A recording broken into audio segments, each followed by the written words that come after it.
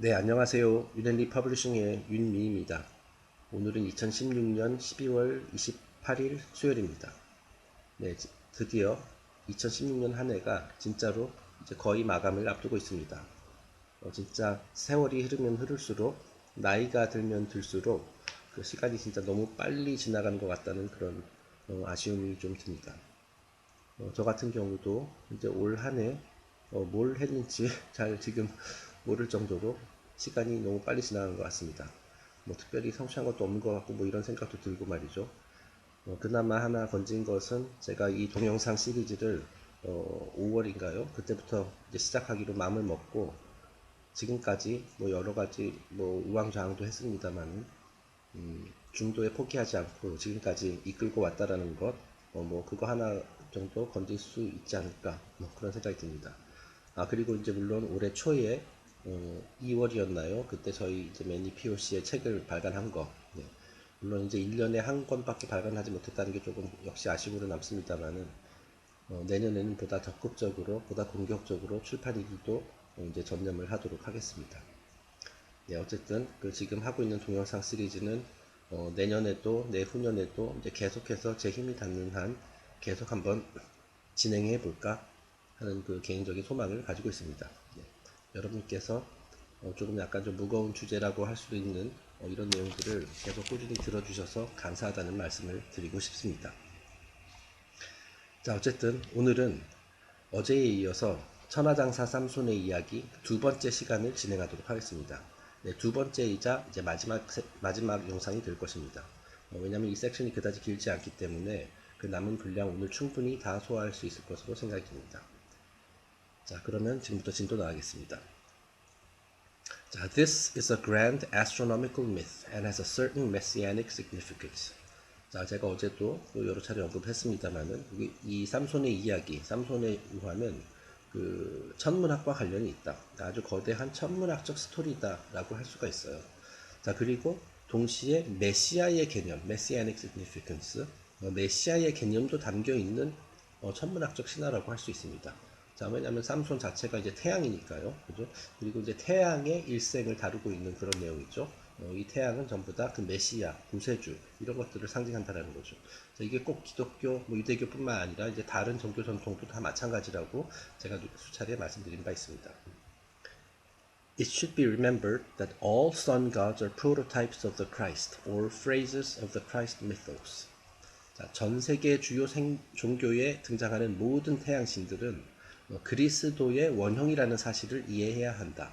네, 전부 다 그 같은 이야기라는 거예요. 그 캐릭터들의 이름은 다 다르고 이제 뭐 구체적인 뭐 스토리들은 다 조금씩 다르지만은 결국에는 다 똑같은 메시지, 똑같은 가르침, 똑같은 개념을 담고 있는 그런 스토리다라는 겁니다. 그리고 뭐 이제 뭐 앞으로 신약 성경에서 다루게 될 뭐 예수 그리스도, 그리고 지금 다루고 있는 그 삼손의 이야기, 뭐 심지어 뭐 그리스의 헤라클레스 등등 이런 영웅들이 전하는 그 태양신에 해당되는 그런 캐릭터들과 관련된 이야기, 그 가르침은 다 근본적으로 동일하다. 하나의 원호로부터 이렇게 이제 뻗어나온 것들이다.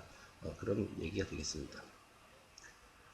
An early theological writing says that Christ by his death destroyed death and brought an end to evil in the world. 자, 어떤 초기 기독교 문서에 따르면 초기 기독교는 그나마 뭐 지금에 비해서 훨씬 순수했던 그 시절이죠. 그리스도는 예수 그리스도 말하는 거죠. 십자가에 못 박혀 죽음으로써 그 본인 스스로 죽음을 정복하고 이 세상에서 악을 몰아냈다라고 이제 기록되어 있다라고 얘기를 합니다. 근데 뭐 그건 뭐 지금 기독교에서도 뭐 그렇게 얘기를 설명을 하고 있죠. 자, 여기서 예수님이 그 십자가에 못 박혀 죽음으로써 그죠? 육신의 죽음을 경험하고 그다음 이제 결국은 죽음을 정복했다라고 돼 있어요. 자, 그것은 무엇이냐면은 결국 두 번 태어나는 과정, 두 번 태어나는 부활의 과정을 겪음으로써 이제 자신을 구했고 내 그 구원을 자기 스스로를 구원했다라는 의미는 무엇이냐?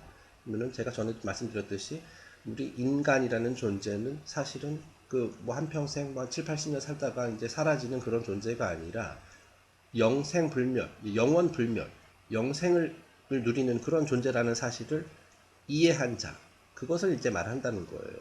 자, 그렇게 우리가 삶을 바라보는 시각이 말이죠. 자, 내가 지금 이번 생에 태어나가지고, 뭐 나이가 들면은 이제 죽을 것이다. 자, 그렇게, 이게 다다. 이게 나라는 존재로서 내가 죽고 나면 이제 끝이다.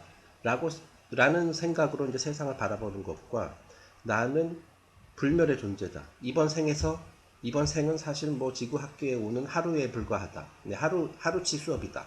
이런 관점을 가지고 살아가는 사람의 그 삶을 대하는 태도는 다를 수밖에 없어요. 그죠? 뭐, 예를 들어서 우리는 물질적인 존재에 불과하고, 이렇게 물질로 구성된 우리 육신이 죽으면 모든 것이 끝이다라고 생각하는 사람은 이번 삶에서 내가 할 수 있는 걸 다 해야겠다. 뭐 누릴 수 있는 뭐 물질적 풍요 다 누려야겠다. 그렇게 하기 위해서 내가 뭐 예를 들어서 부정한 방법을 쓴다라든지 뭐 쓰더라도 나는 그걸 하겠다. 뭐 이런 생각을 할 수가 있어요. 자, 그리고 뭐 사람들이 뭐 인과관계 법칙이 어쩌고 얘기하는데 내가 그 법망을 내가 이제 공부 열심히 해가지고 법에 대한 뭐 예를 들어서 지식이 많으면 그런 법망을 교묘하게 피해 나가고 내가 진짜 7, 80될 때까지 천수를 누리면서 뭐 물질적인 혜택, 풍요 이런 거 누릴 거 다 누리겠다.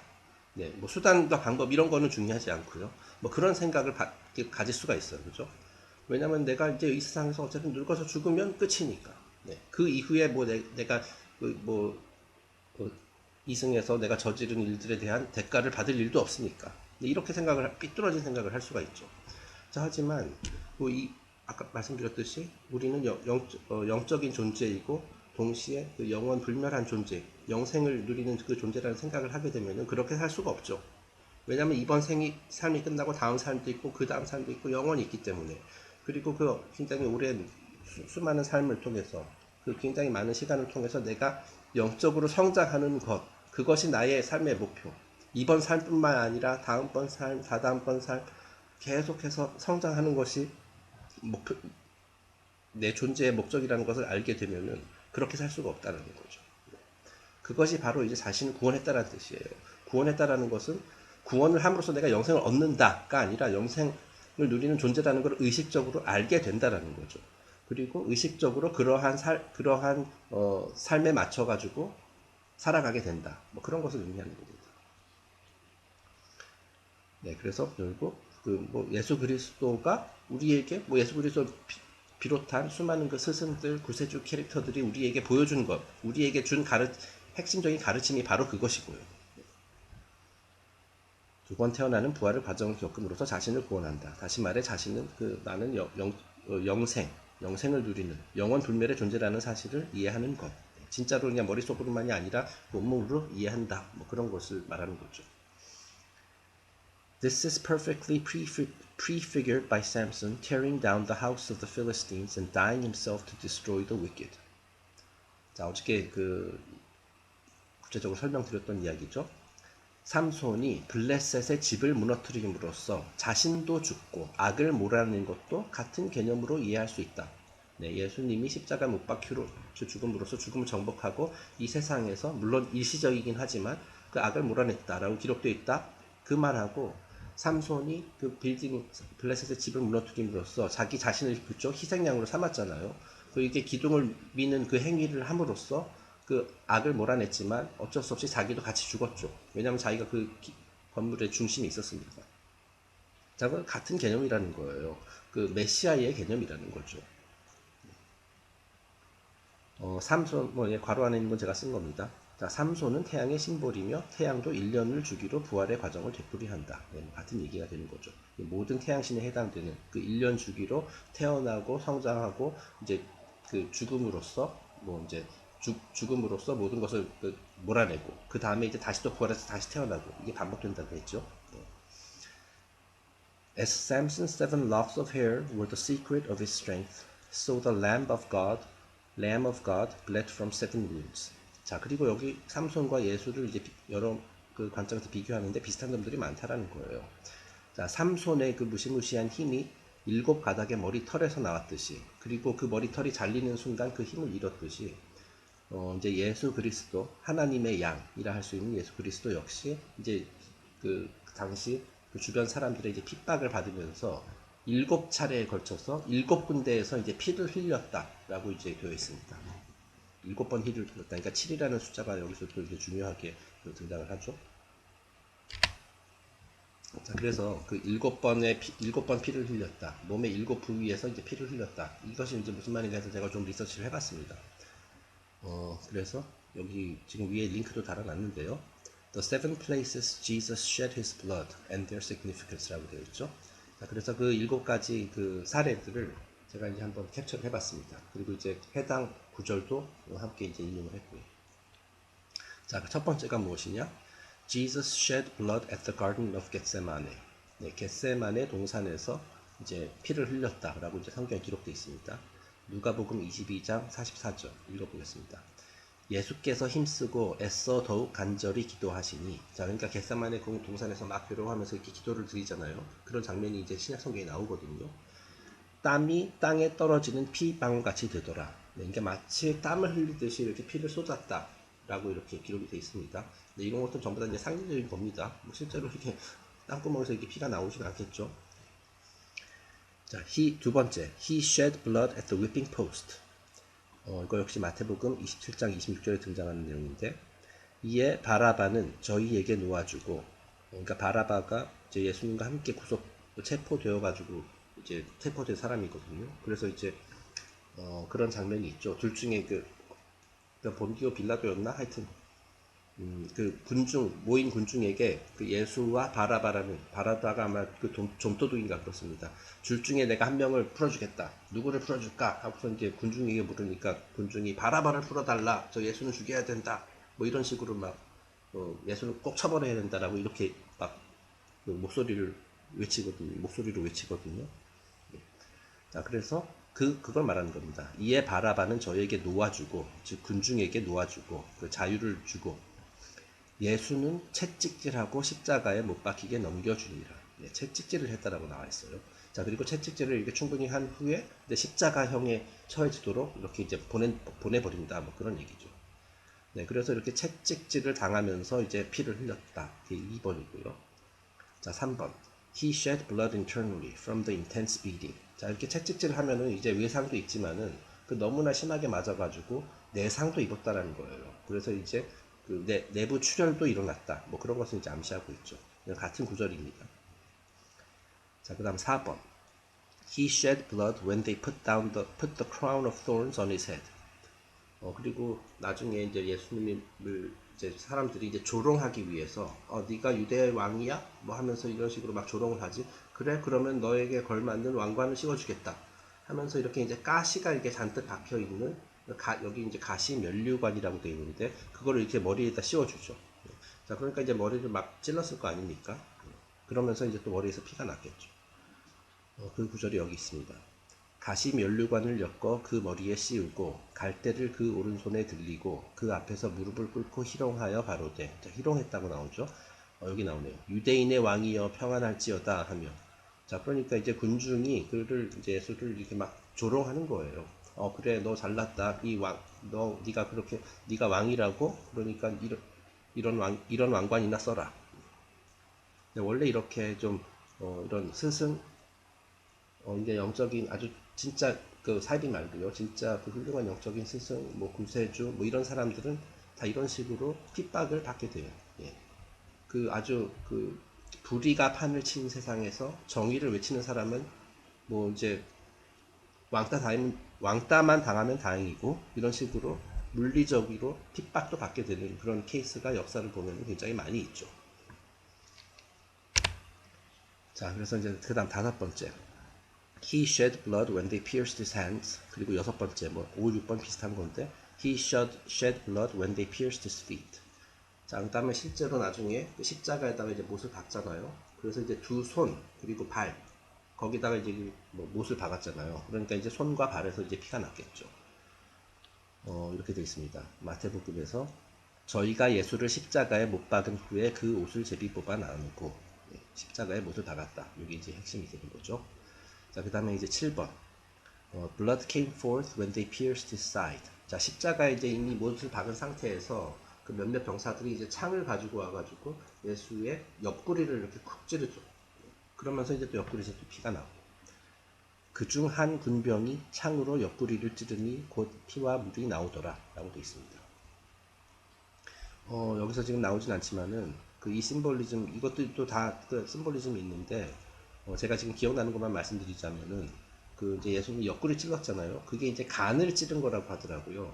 그래서 이제 그 오컬트 해부학에서 뭐 간이 상징하는 바가 무엇이고 뭐 이런 식으로 이제 자세히 나오는데 제가 기억은 안 납니다만은 그 그리스 신화에 등장하는 프로메테우스 있죠. 프로메테우스가 이제 인간에게 불을 전해줬다는 그런 죄 때문에 제우스에게 이제 벌을 받잖아요. 그래서 이제 코카소스 산의 정상에 이렇게 마치 이렇게 꽁꽁 묶여가지고 그것도 일종의 십자가형이라고 볼 수 있어요. 못은 박히지 않았지만은 꽁꽁 묶여가지고 매일마다 어떤 독수리가 와서 그의 옆구리를 이렇게 쪼아 먹었다라고 하죠. 예. 그럼 얼마나 근데 고통스럽겠어요, 그죠? 자, 하지만 하루가 지나면 다시 이제 몸이 재생되고, 그죠? 그래서 그날 또 독수리가 날라와서 그 옆구리를 쪼아 먹고. 자, 근데 그 부위가 같대요. 예. 자, 그러니까 이제 말하자면 프로메테우스도 그리스 신화에서 일종의 구세주 캐릭터에 해당이 되는 겁니다. 물론 이제 음모론 분야에서는 이제 프로메테우스를 이제 그 사악한 뭐 그런 쪽으로 이제 많이 묘사를 하곤 합니다. 저도 그건 알고 있어요. 예. 심지어 그 록펠러 이제 그 뉴 월드 오더 세력의 이제 뭐그 최고급 그 가문이라 할 수 있는 록펠러 그 걔네 건물 앞에도 이제 프로메테우스 상이 있거든요. 그래서 저것은 그 이제 불을 갖고 있는 그 프로메테우스 상이 있죠. 그래서 이제 프로메테우스 저것은 이제 엘루미나티 그 사탄 숭배자들의 그 심볼이다라고 얘기를 많이 하는데 조금 더 깊게 들어가 보면은 그렇지 않다라는 것을 알 수가 있습니다. 네, 제가 이거를 록펠러 미화하는 거 아닙니다. 네, 저는 이해해 주시기. 전 어디까지나 이거 심볼리즘 관점에서 얘기를 하는 겁니다. 자, 그래서 이제 관련 이미지들 몇 개 준비해 봤습니다. 네, 여기가 지금 가든 오브 겟세마네 동산에서 이렇게 기도를 올리고 있는 예수님의 모습인데, 이때 이제 마치 땀을 흘리듯이 이제 피를 흘렸다라고 이렇게 성경에 기록되어 있고요. 네, 이게 위핑 포스트. 자, 이제 그 성난 군중이 그를 여기 이런 식으로 이제 기둥에다 묶어놓고 이제 몽둥이질을 그냥 단순 채찍이 아니라 이제 몽둥이질을 하고 있네요. 네, 그림상으로는 몽둥이질이죠. 아까 그 구절에서는 채찍질이라고 했는데 어쨌든 자, 그렇죠. 어쨌든 아까 말씀드렸듯이 그 정의 이런 거를 정의 진리 이런 거를 외치면 이렇게 욕먹게 돼 있다는 거예요. 그 당시 세상도 지금처럼 많이 이렇게 뭐 여러모로 이제 부패했었겠죠. 자, 그다음에 이제 crown of thorns 이제 이것이 바로 이제 가시 면류관이죠. 자, 그래서 이런 거를 이제 머리에다 씌워놓고 뭐 이렇게 막 사방에서 이제 조롱을 했다. 뭐 그렇게 기록이 돼 있고요. 네, 그리고 물론 이제 nail to cross 이제 십자가에 못 박혀 있는 거죠. 그래서 여기 지금 양손 그리고 이제 발에 이제 못을 박았습니다. 그래서 거기서 이제 물론 피가 나왔을 것이고. 자, 그리고 이제 마지막 그 spear in the side 이와 같이 지금 옆구리 쪽을 이제 창으로 이렇게 찌르고 있죠. 그런 모습이죠. 그래서 그때 여기서 이제 뭐 피와 이제 물이 나왔다. 근데 이제 전설에 따르면 그것을 이제 성배라는 그 큰 잔으로 그 피와 물을 받아가지고 누구였더라? 그 요셉 아라마데라는 사람이 그것을 가지고 이제 도망갔다라고 이렇게 그 얘기가 전해지죠. 자, 그래가지고 이제 성배 기사단이라는 것이 이제 또 이야기가 또 그 이후에 생겨나고 뭐 그렇습니다. 네, 제가 또 몇몇 이미지를 그 영화 매트릭스에서 캡처해 봤는데요. 지금 삼손의 이야기, 뭐 메시아의 이야기 하다 보니까 이제 사실 영화 매트릭스도 그 굉장히 저희가 뭐 저희 유튜브 채널에 그 마크 페시오 씨가 그 해설한 내용도 올려놨습니다만은 그 사실 마크 페시오 씨가 한 장면은 굉장히 뭐 한 영상 그 강연은 한 2시간짜리인가 그렇죠. 물론 이제 2시간도 길긴 깁니다만은 이 매트릭스 3부작 그 전체에 나오는 그 심볼리즘 아마 다 다루면 그것보다 훨씬 오래 걸릴 겁니다. 네, 그래서 제가 어쨌든 이거를 이번 섹션을 진행하다 보니까 거기서 몇 가지 유사한 장면이 떠올라서 한번 캡처해 봤습니다. 자, 지금 왼쪽이 이제 네오죠. 자, 네오가 어떤 그 자신의 그 우주선 트리니티와 함께 이게 전부 다 3편에서 나온 그 내용입니다만 자신의 그 우주선에 침투한 이 사람과 이제 이 사람이 사실은 스미스 요원이거든요. 지금 뒤통수 보이는 사람. 이 사람과 싸우면서 이처럼 그 시력을 잃게 되죠. 삼손처럼 시력을 잃게 되었어요. 그 눈을 더 이상 쓸 수 없는 그런 상태가 되어버렸죠. 네, 삼손처럼 시력을 잃게 된 네오다. 여기서는 물론 그 매트릭스 의화에서는 이제 네오가 삼손의 역할 또는 예수의 역할, 그 메시아의 역할을 하게 되는 것입니다. 삼손도 그 예전에 그 그림 봤었죠. 그래서 이제 눈에다가 이렇게 저런 식으로 이제 천을 메고 막 노예 짓을 막 했잖아요, 그죠? 노예로 불임을 당했었죠. 자, 그런데 결국에는 트리니티와 함께 그 기계들에 있는 그 도시에 도착을 해가지고 그 기계의 대표하고 그 협상을 벌이죠. 네, 협상을 벌입니다. 자, 그래서 다시 매트릭스로 돌아와가지고 그 거대한 스미스 군단과 그 싸우는 장면, 뭐 영화 보신 분들 다 아실 거예요, 그죠? 여기 기억나시죠? 자, 그래서 결국은 이제 스미스에게 이제 신나게 두들겨 맞다가 이처럼 이게 속임수를 써가지고 이제 스미스가 어떻게 합니까? 그 자신의 손을 그 네오의 가슴에다 이렇게 쫙 집어넣잖아요, 그죠? 마치 이 장면이 저는 그게 연상이 됐어요. 그 옆구리를 찔린 예수처럼 스미스 요원에게 가슴을 찔리는 네오. 자, 하지만 사실 이것이 뭐냐면 이 장면이 뭐냐면 결국 이렇게 함으로써 네오는 죽거든요, 그죠? 네오는 죽어요. 자, 하지만 그 네오가 그 자신의 그 매트릭스 그 몸에다가 몰래 심어놓은 뭐 일종의 그 바이러스 같은 게 있어가지고 그것이 이제 스미스에게 옮겨지죠. 자, 그래서 그 수많은 그 복제본들까지 전부 다 함께 그 죽는. 다시 말해서 이제 악이 죽는, 악이 파괴되는 그런 장면이 이제 여기서 연출이 됩니다. 자, 그러니까 네오가 자신의 한 몸을 바쳐가지고 악의 무리들을 다 쓸어버린 거죠. 네, 그리고 이제 뭐 실제로 이런 장면이 또 나옵니다. 이건 너무 티가 날 정도로 이렇게 이제 네오가 예수님처럼 이렇게 십자가에 못 박히는 그런 장면이 이렇게 등장을 하죠. 그래서 제목을 이렇게 썼습니다. 자신을 희생함으로써 인류를 구하는 네오. 자, 그런데 이게 진짜 그 실제로 신약 성경에 나오는 예수님의 이야기가 너무나 비슷한 게 또 소름 끼치게 비슷한 게 뭐냐면 제가 가로 안에 이렇게 썼습니다만 하지만 예수의 사례처럼 인류는 여전히 매트릭스 안에서 잠들어 있다라는 겁니다. 자, 그 영화 매트릭스 그 마지막 기억나세요? 이게 사실은 엄밀히 말해서 해피엔딩이 아닙니다. 네, 그 이제 네오가 이런 식으로 자기 자신을 희생하고 그때 뭐 여러 가지 복제를 통해 가지고 엄청나게 많아진 그 스미스 요원들을 다 격파하는데 성공을 했지만은 그 매트릭스를 깨지는 못했어요. 그죠? 그냥 그러니까 뭐라자면은 단 하나의 위기를 넘겨갔을 뿐이지 이 큰 거대한 문제, 이 매트릭스라는 그 거대한 문제를 완전하게 해결한 것은 아니죠. 약간 시간을 번 것뿐이에요, 솔직히 말해서. 자, 그렇기 때문에 아주 부분적인 성공이다. 이건 전혀 완전한 성공이라고 할 수는 없어요. 왜냐하면 네오가 이런 식으로 자기 자신을 한 몸을 바쳐가지고 이런 진짜 영웅다운 그런 모습을 보여줬잖아요. 그렇죠? 하지만 그럼에도 불구하고 어떻습니까? 영화상에서 대부분의 사람들은 여전히 매트릭스 안에 있죠. 그 매트릭스가 파괴되지 않았죠. 여전히 그 조그맣게 생긴 그 포드 같은 데서 잠들어 있는 상태죠. 네, 잠들어 있다. 그거는 아직 깨달음 얻지 못했다. 무의식적인 삶을 살고 있다. 뭐 그런 것을 의미하는 것이거든요. 물론 이제 마지막 장면에서 이제 아키텍트하고 오라클이 이제 대화를 하면서 이제 그 아마 오라클이 그랬나요? 그 매트릭스 어쩔 거냐? 그랬더니 이제 아키텍트가 그러죠. 원하는 사람은 매트릭스에서 나오고 싶어하는 사람은 나올 수 있을 거다라고 그런 식으로 얘기해요. 자, 가능성은 열어뒀다라는 거죠. 누구나 원하기만 하면 네오가 영화에서 그랬던 것처럼 그 매트릭스에서 빠져나올 수는 있어요. 하지만 대부분의 사람들은 어떻습니까? 매트릭스에서 사는 대부분의 사람들은 자신이 매트릭스에서 살고 있다는 것조차도 모르고, 그죠? 예. 그리고 심지어는 안다 하더라도 그 만약에 저기 진짜 현실은 막 되게 좀 허접하잖아요, 그죠? 매트릭스는 굉장히 깔끔하고 계속 매트릭스에서 남아있고 싶어하는 그런 세상이 온다라는 이라는 거죠.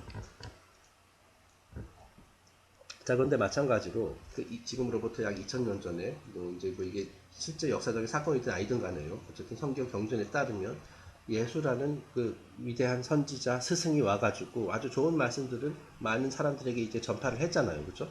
그 어느 정도 효과가 있었냐면 지금 2000 몇 년이 지난 이후 오늘날까지도 그게 잘 전해져 내려오고 있잖아요. 자, 하지만 사람들이 그 예수님이 자기가 삶이라는 걸 이렇게 살아야 되고 구원한다는 것은 이런 거고 부활은 이런 것이다 라고 이런 식으로 가르침을 줬음에도 불구하고 대다수 사람들이 그냥 고개만 끄덕끄덕하고 삶이 그들의 이제 삶의 스타일이 방식이 바뀌지 않았다라는 거예요. 여전히 나쁜 짓 내게 이익이 되는 일이라면 나쁜 짓마다 하지 않고 그런 것이 지금 2000년 동안 계속 이런 그 이어져 내려오고 있다라는 거. 네. 오히려 그 종교가 너무 완전히 썩어가지고 오히려 예수님의 이름을 팔아가지고 장사를 하고 있는 진짜 어이없는 그런 세상이 지금 와버렸죠. 네. 다시 말해 네오가 그 매트릭스를 깨는데 성공하지 못했던 것처럼 예수님도 뭐 그 당시에는 그 자신의 주변에 있는 사람들에게 영향을 줬지만은 결국 많은 세월이 흘러가지고 말짱 도루묵이 된 거죠, 솔직히 말해서. 그리고 이제 오히려 이용만 당하고 그런 상황입니다. 그런 점도 그런 면에서도 이제 비슷하다. 뭐 그런 생각이 들었고요. 네, 어쨌든 이게 이제 스미스 요원이 이제 그 바이러스 같은 것에 이제 걸려가지고 파괴되고 있는 장면입니다. 여기 실제로 그 영화상에서 그 네오와 직접적으로 싸운 이 스미스뿐만 아니라 모든 복제판들까지 다 이런 식으로 이제 파괴되죠. 이것은 이제 삼손 이야기에 비유하자면은 무너지는 블레셋의 기둥이라고 할 수 있습니다. 삼손이 그 기둥을 이렇게 밀쳐내가지고 결국은 와르르 전체 구조가 와르르 무너졌잖아요. 그렇죠? 자, 그래서 그렇습니다. 쓰러진 네오, 그러니까 죽은 네오죠. 네. 자, 이 영화의 그 매트릭스 3부작 중에 3편의 부제가 레볼루션이죠. 레볼루션. 자, 그래서 이제 레볼루션 하면 이제 우리가 혁명 뭐 그렇게 알고 있잖아요. 그죠? 자, 근데 이게 사실 자세히 따져보면은 이중적인 의미를 담고 있어요. 자, 뭐 혁명이라는 뜻은 맞긴 한데, 자, 이것을 여기다 좀 약간 말장난일 수도 있지만은 re-evolution, 에볼루션을 다시 한다. 그런 의미도 내포되어 있거든요. 자, 이게 뭐냐면은 진화 또는 성장이란 뜻이잖아요. 에볼루션이. 자, 그걸 이제 다시 한다라는 거예요. 자, 그러니까 하나의 사이클이 끝났다. 뭐 이렇게 볼 수도 있는 거죠. 예. 지금 뭐 이게 그 세상이 하도 썩어가지고 그 이제 매트릭스 영화 초기 때만 하더라도 스미스 요원이 한 명밖에 없었는데, 자, 이 스미스 요원이 상징하는 것은 악이잖아요. 악. 자, 근데 이제 3편 마지막 됐을 때는 이 스미스가 수만 명이 되죠. 그 악이 완전히 그냥 퍼져버린 거예요. 전 세상을 뒤엎을 정도로. 네, 그래서 이제 그런 때가 되면 어떻습니까? 보통 사이클이 끝나거나 뭐 재앙이 와서 모든 걸 씻어버리거나 뭐 한 그런 일들이 일어나거든요. 자, 지금 네오가 이제 매트릭스 영화에서는 네오가 그 악의 무리들을 쓸어버렸죠. 네. 자, 하지만 매트릭스는 깨지지 않았고, 네, 그러니까 처음부터 다시 시작하는 겁니다. 다시 쉽게 얘기해서 다시 시작하는 거예요.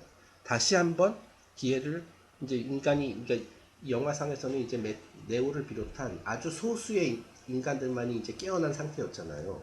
뭐 예를 들어서 0.0001%도 안 되는 아주 극히 작은 그 소수의 사람들만 그 깨어난 상태에서 그 시온이라는 도시에서 이제 살아가고 이제 저항을 했죠.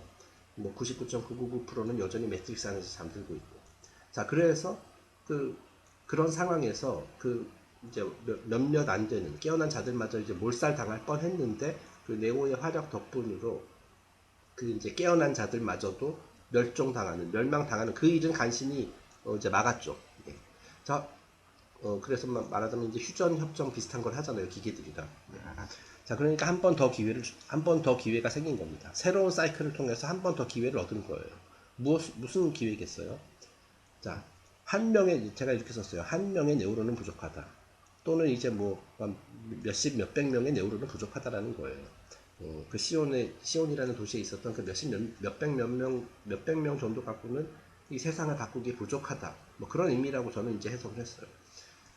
이 새로운 기회가 와가지고 이 네오가 만들어준 이 새로운 사이클의 기회, 그거를 통해 가지고 이번에는 훨씬 더 많은 사람들이 매트릭스에서 빠져나와야 된다. 네, 그래야지만 기계들과 진짜 맞짱을 떠서 이길 수 있는 악의 세력과 싸워서 이길 수 있는 그런 세상이 올 수 있다라는 거죠. 그렇게 함으로써 뭐 이제 지옥 같은 세상을 천국 같은 세상으로 만들 수도 있는 것이고. 어쨌든 핵심은 그거라고 봅니다. 한 명의 네오로는 부족하다. 수천만의 네오가 있어야 된다. 네. 그만큼 많은 사람들이 이제 지혜로운 자들, 영적인 성장 이런 걸 통해서 지혜로운 사람들이 되어야 하고 영우처럼 행동을 해야 된다. 삼손처럼 뭐 그렇게 해야 된다라는 거예요. 그래야지만 자, 레볼루션이라는 단어 보니까 또 생각이 나는데 그 리볼브라는 단어 있죠. 그 회전하다예요. 회전하다. 계속 뺑글뺑글 돌다. 리볼브. 네. 그래서 이제 뭐 그 권총, 이렇게 뺑글뺑글 돌아가는 그 권총을 이제 리볼버라고 하잖아요. 자, 이게 뭐냐면은 일종의 그 카르마의 굴레 또는 이제 그 수레바퀴 그것에서 이제 벗어나야 되는데 우리가 계속 똑같은 짓 하고 있다라는 거예요. 이런 식으로 계속 이렇게 해서 네오와 같은 사람이 등장해가지고 한번 정화됐어요, 그죠? 그런데 그 이후로 이번에는 우리 사람들이 좀 바뀌어야 되는데 결국에는 또 똑같은 짓을 해가지고 또 한번 그런 일을 당하고 또 이렇게 또 계속 이렇게 순환하고 뭐 그렇다는 거죠. 그 리볼빙 도어에서 잠깐만요. 그 리볼빙 휠에서 카르마의 휠에서 이제 벗어나야 된다. 네, 뭐 그런 거죠. 그렇지 않으면 이와 같은 순환이 좀 바람직하지 않은 그런 순환이 계속 반복될 수밖에 없다. 뭐 그런 의미인 것 같습니다. 자, 그리고 영화 마지막 장면이죠. 3편의 마지막 장면에서 이제 오른쪽이 이제 오라클이고 이제 왼쪽에 이제 어떤 꼬마인데 이제 꼬마가 이렇게 그 떠오르는 태양을 보면서 이렇게 손가락으로 가리키고 있죠. 아, 저기 태양이 떠오르고 있어요. 저거 한번 보세요. 라고 이제 꼬마이가 말하는 겁니다. 자, 그래서 이처럼 태양이 떠오르죠. 자, 네오의 죽음 후, 다시 말해 삼손의 죽음 후 다시 태어나는 아기 태양이라고 볼 수 있다. 네, 이 아기 태양이 상징하는 것이 무엇이냐면은 새로운 기회예요. 자, 이게 지금까지 수많은 그 영화 매트릭스 상에서도 그 매트릭스가 이게 첫 번째가 아니라고 그러잖아요. 뭐 다섯 번째가 여섯 번째 매트릭스다 뭐 이런 식으로 그 아키텍트가 설명을 하죠. 자, 이처럼 계속 그 같은 그 악순환이 반복이 되는데 계속 새로운 기회는 있다라는 거예요. 그러니까 이번에는 잘하자 뭐 그런 얘기가 되는 것이죠. 자, 그래가지고 우리도 그 매년 우리 인간들도 새해가 되면은 올해의 목표를 세우잖아요, 그죠? 네, 올해의 목표 세우잖아요. 담배를 끊겠다, 뭐 술을 덜 마시겠다, 뭐 살을 빼겠다, 뭐 이런 공부를 더 하겠다. 그래서 작심삼일이라는 말이 만들어졌죠. 네. 그 모든 사람들이 그렇게 작심삼일을 하면은 바뀌는 게 없죠. 그래서 꾸준히 해야 되는 겁니다. 연말이 될 때까지. 그래야지 뭔가가 바뀔 수 있는 거예요. 그래서 저도 지금 동영상을 뭐 연초부터 한 건 아니지만은 이렇게 좀 꾸준히 진짜 한번 해보자 뭐 그런 심정으로 지금 이렇게 하고 있는 거고요. 자, 어쨌든 이와 같이 아기 태양이라는 것은 항상 새로운 기회, 새로운 희망 이런 걸 상징하는 거예요. 근데 이번에는 잘하자. 네. 뭐 이건 여러 군데에 비유할 수 있어요. 내가 이번 삶은 예를 들어서 이렇게 망쳤지만은 내 막대 먹은 내 마음대로 그냥 뭐 나쁜 짓도 좀 하면서 살다가 예를 들어서 나이가 들어가지고 죽음을 앞두고 뭐 이런 생각을 대부분 사람들이 하게 되잖아요. 그 지난 삶을 되돌아보면서 이제 후회한다라는 거죠. 내가 왜 이렇게 살았을까? 뭐 이런 식으로 회한에 잠기게 되죠. 하지만 그 다음 생에 또 기회가 있어요. 뭐 이런 식으로. 예. 물론 이거를 또 이제 그걸 또 악용해가지고 나 다음 생에서는 뭐 선하게 살 거고 이번에는 그냥 대충 살래 뭐 이렇게 하면 안 되고요. 네. 아니면 말을 잘 했는지 모르겠네요. 네. 어쨌든 그렇습니다.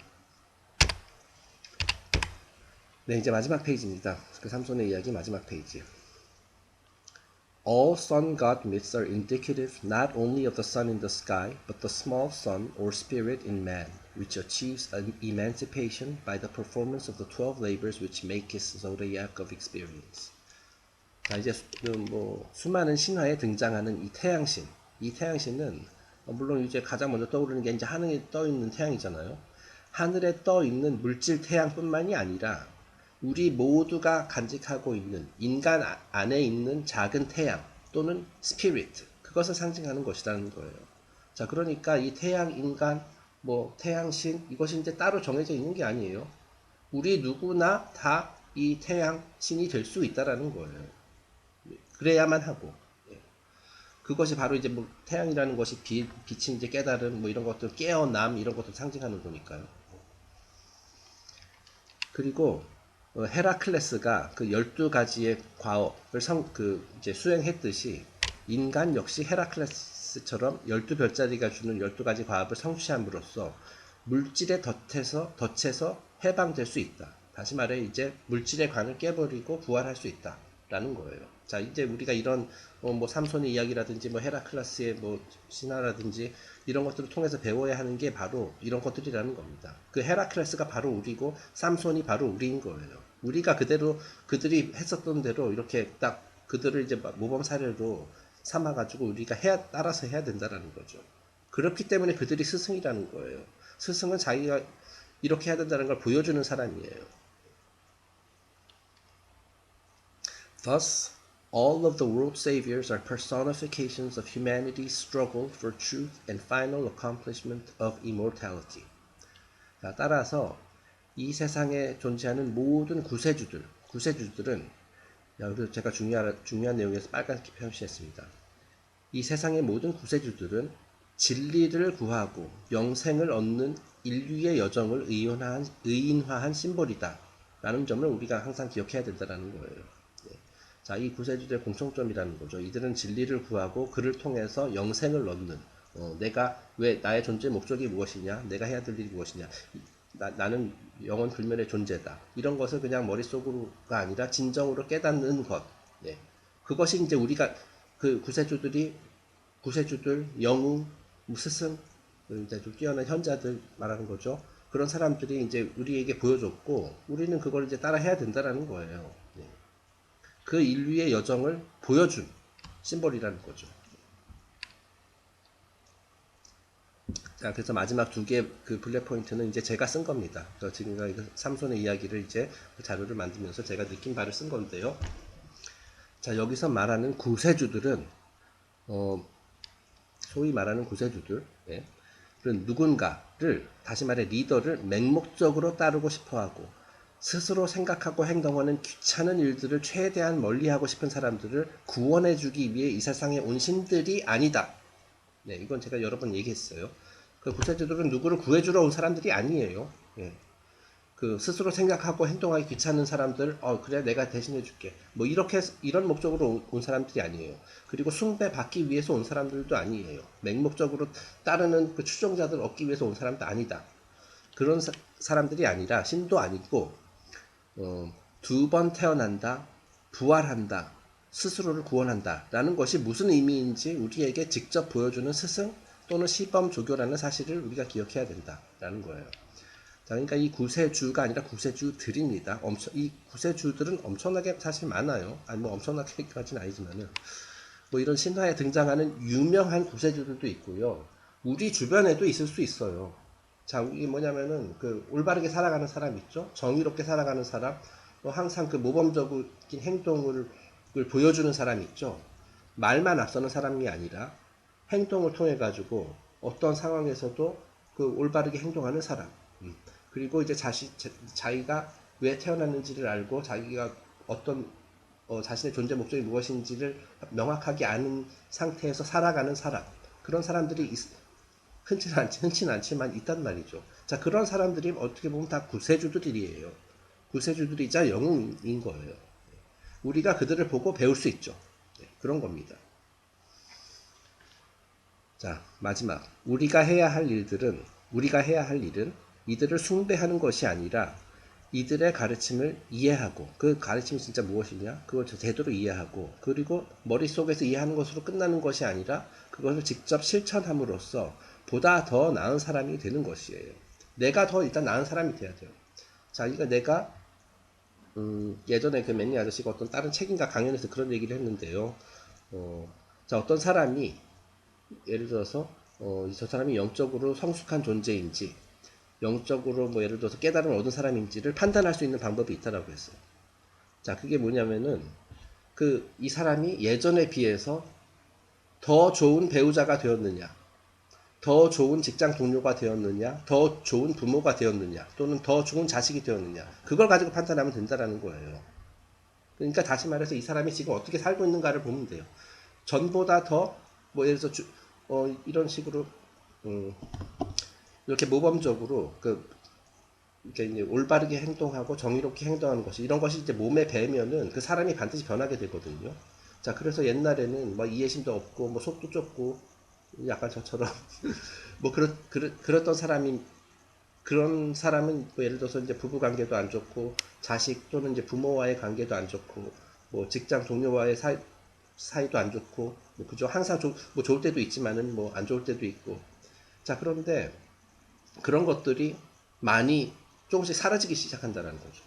전보다 더 좋은 남편이 되고, 전보다 더 좋은 부인이 되고, 전보다 더 좋은 자식이 되고 부모가 되고 더 좋은 친구가 되고 자 그런 사람이라면은 그 사람은 지금 뭐 구세주까지는 아니더라도 전보다 지금 영적으로 성장하고 있는 사람이라는 증거예요. 아주 쉬운 얘기를 제가 너무 좀 어렵게 하고 있는 것 같은데 그러니까 무슨 말인지 이해가 되시죠? 네.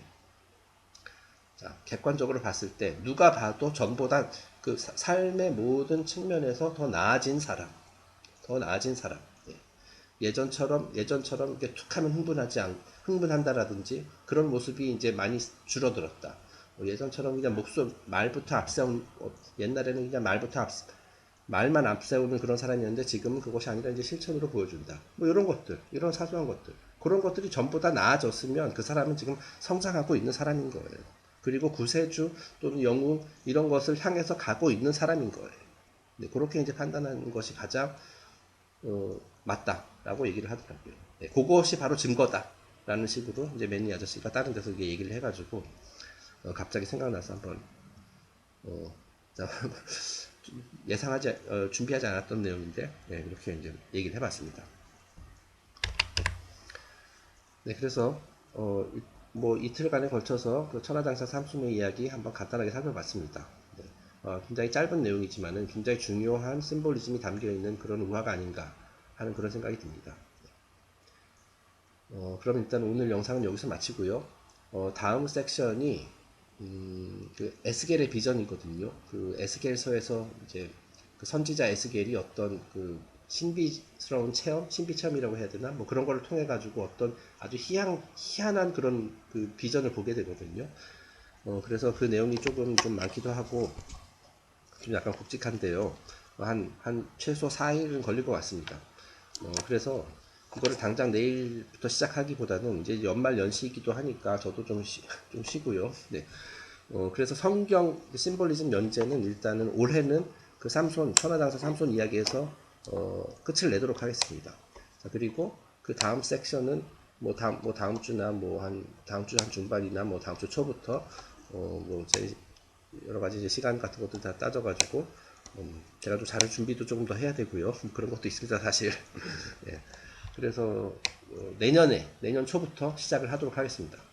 물론 이게 중간중간에 제가 이제 뭐 다른 것을 주제로 이렇게 영상을 올릴 수도 있어요. 제가 최근에 이제 시도하고 있는 뭐 책 소개라든지 뭐 음반 소개 이런 것들을 이제 간헐적으로 중간중간에 올릴 수 있습니다. 근데 어쨌든 그 성경 연재 올해의 성경 연재 성경 심볼리즘 연재는 오늘로써 마치도록 하겠습니다.